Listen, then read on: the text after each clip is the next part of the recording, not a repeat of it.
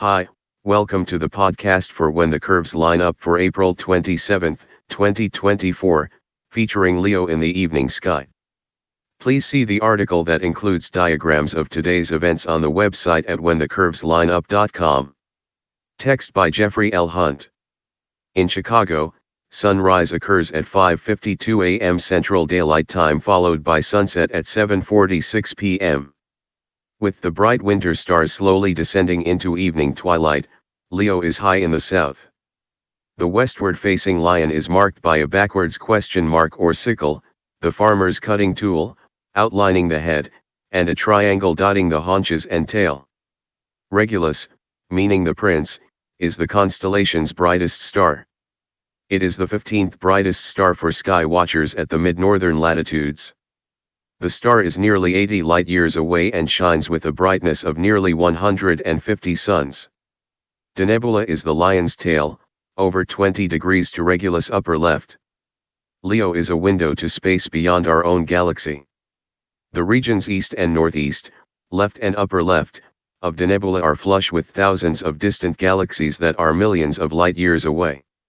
While the Orion region has several bright stars, star clusters, dust, and gaseous nebulae, it marks a spiral arm that is nearly opposite the center of the galaxy between Scorpius and Sagittarius. The Leo region is the foreground for a view of the distant universe. Regulus is a bright signpost along the ecliptic, the plane of the solar system. It is the closest bright star to the plane. All the bright bodies in the solar system seem to pass the star during their respective celestial cycles. The moon's next conjunction with Regulus occurs on May 15. The sun is here during late August each year. Tonight, when you look toward Regulus, you are seeing the sun's approximate early afternoon position during late summer. Here is today's planet forecast. In the morning sky, the bright morning moon, 89% illuminated, is less than 20 degrees above the south-southwest horizon. It is in front of Ophiuchus and above Scorpius. The lunar orb is 6.9 degrees to the left of Antares. Farther eastward 15 minutes later, Mars and Saturn are visible. Saturn is over 10 degrees above the east-southeast horizon. It rises 2 minutes earlier each morning and appears higher in the sky. The change is noticeable from week to week. Mars continues to open a gap with the ringed wonder.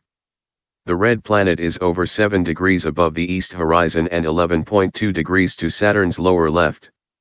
After their conjunction on the 10th, Mars marched away from Saturn and the gap continues to widen. Mars, slightly brighter than Saturn, mixes with the hues of morning twilight. Use a binocular to find it by first locating Saturn. Then move the binocular to the lower left to find Mars. Mercury and Venus are hiding in bright sunlight.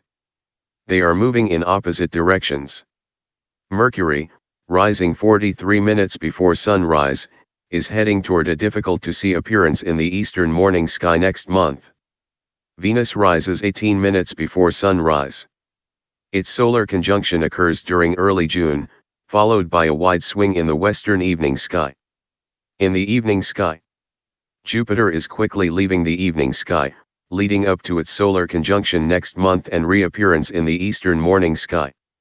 At 45 minutes after sundown, the Jovian giant is less than 5 degrees above the west-northwest horizon. Unlike other worlds, this bright planet is easily visible at this height above the horizon, known as the altitude, though visual obstructions may block the view. Jupiter is nearly 20 degrees to the lower right of Aldebaran, Taurus' brightest star. When Jupiter reappears in the morning sky, it passes the star on July 10. This evening, Jupiter sets 77 minutes after the Sun. Thank you for listening. Please read the articles at whenthecurveslineup.com.